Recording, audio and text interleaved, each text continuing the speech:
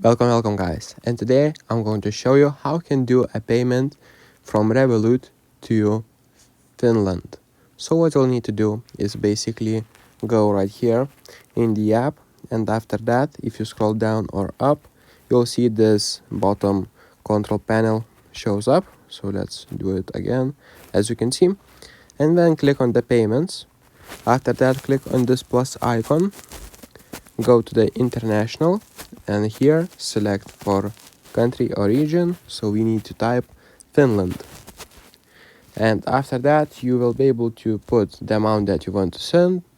After the amount that you want to send, you will need to put some info, select if you want to send from the bank or card, and confirm it. So if this video was helpful, please make sure to subscribe to guide to everything, comment down below for the algorithm, and see you in the next one.